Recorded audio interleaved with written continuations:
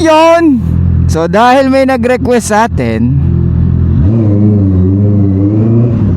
nagamitin naman daw natin ang ating CBR. So pagbibigyan natin si Ropa.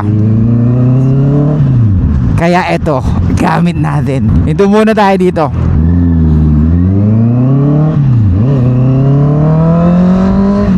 Okay. So mga Ropa, etong si Ropa natin, kagagaling lang sa breakup, lumalandi na. So meron siya nakilala na EA sa dating app.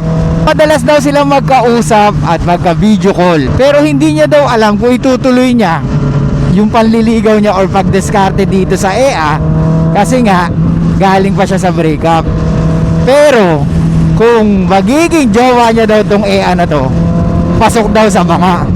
Kasi daw, ang ganda, nasa 8 daw. So yung ganun daw yung mga tipo na nade-date niya. Well, pagdating sa numero mga Ropa, it's hard to say kung anong numero yan, kasi depende sa tumitingin yan. Pero syempre, kahit pa paano, meron tayong mga similarity ng taste pagdating sa EA, di ba? Hindi naman tayo ganun kahirap i-please. As long as pasok sa taste natin, packable, di ba? Yung numbers is just a number. Pero pag sa itsura at nakikita mo naman na talagang pang girlfriend material, why not?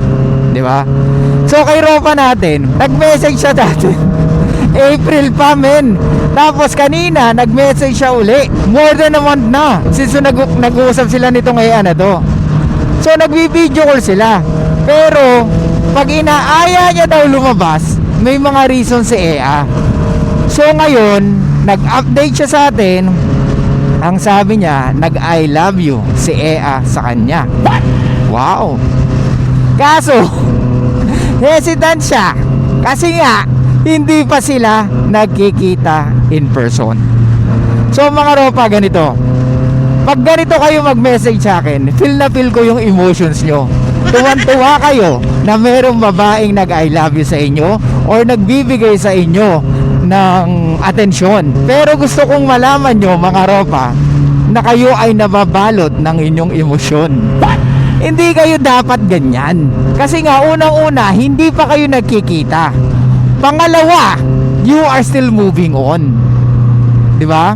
Hindi mo pa nga nai-improve yung sarili mo internally or emotionally. So eto ka na naman, parang muli na namang nahuhulog ang iyong kalooban. Ropa, gusto ko lang malaman mo na dapat kitain mo muna itong EA na to, kasi hindi pwede na makikipagrelasyon ka online. Paano kung catfish yan? Dali ka Ropa, sayang ang oras at araw at effort na ibibigay mo dito sa EA na to kung magugulat ka na catfish ka pala, di ba? So sana malinaw sa inyo to mga Ropa. Huwag kayong basta-basta agad magbibigay ng relasyon online, kasi halatang halata sa inyo na kayo ay uhaw at walang gaanong pinagpipilian. Ang tinatranslate nyo sa mga actions nyo pagdating sa EA, ikaw lang ang options ko at wala nang iba. At eto pa, ano sabi sa'yo ni EA? Natatakot siya na baka pag nakipagkita siya sa'yo, i-ghost mo siya. Hindi pa ba malinaw sa'yo na she's just qualifying? She's just want to hear kung anong sasabihin mo para i-qualify mo siya, para mabus ang ego niya. Mga Ropa, madalas mangyari to, maniwala kayo. Ang dami mo naman babae.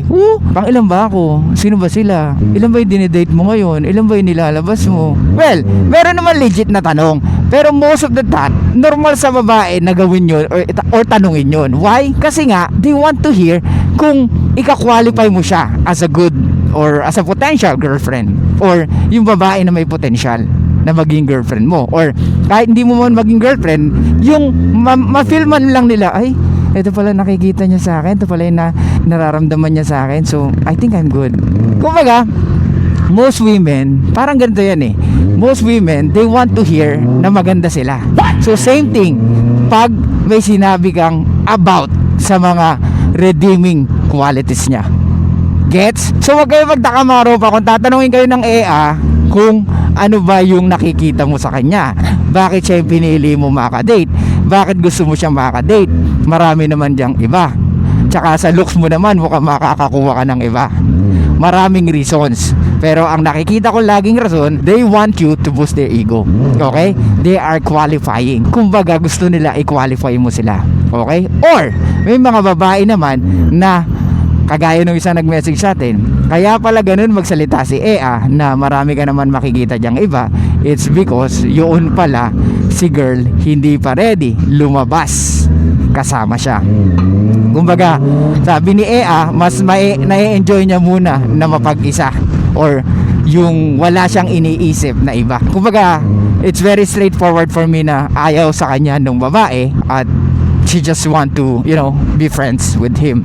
So I think either may na-skip si Ropa na pwede niyang balikan or talagang yung babae hindi lang talaga siya type. Kasi ganda mga Ropa, no? Pag ang babae type ka talaga, syempre, regardless how she feels, di ba? Regardless kung nasa relationship siya or wala, para sa akin is, once na ang babae trip ka talaga, madaling makita sa kanya na talagang trip na trip ka niya. Kasi may mga action siya na hindi ginagawa ng ibang EA mo na hindi ka ganun type, di ba? So, magugulat ka, oh, okay, now I know. Ganito pala pag trip na trip ka ng babae. So, mga Ropa, kung hindi nyo pa nararanasan yung ganun, pucha, kailangan nyo maranasan yun para makita nyo kung anong difference ng kayo yung naghahabol at sila yung naghahabol. Gets? So dito sa Ropa natin, Ropa, kitain mo muna. Alam ko kilig na kilig ka sa I love you niya. Sabi mo nga siya na yung unang nag I love you, hindi ikaw.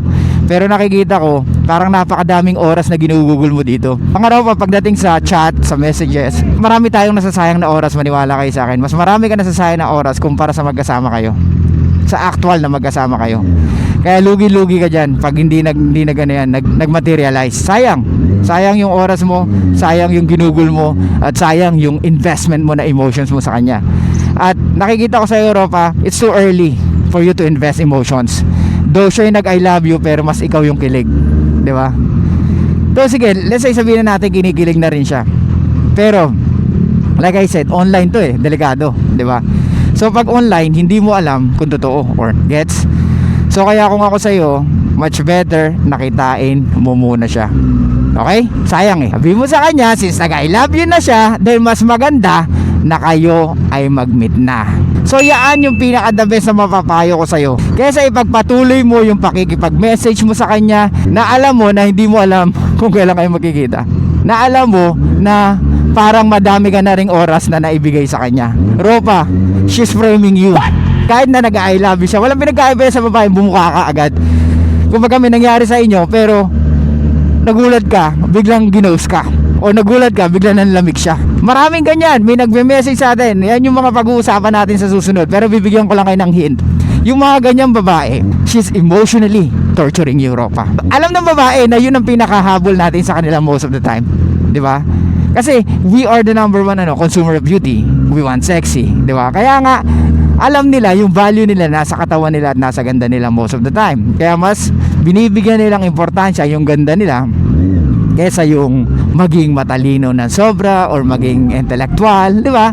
Kasi karamihan alam ng babae is pag maganda ka, madali ka makakuha ng lalaki na pinapangarap ng karamihang babae.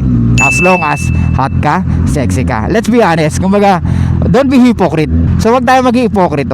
Alam natin, doon kadalasan napapansin ng mga kababaihan sa ganda nila at sa kaseksihan nila. Okay?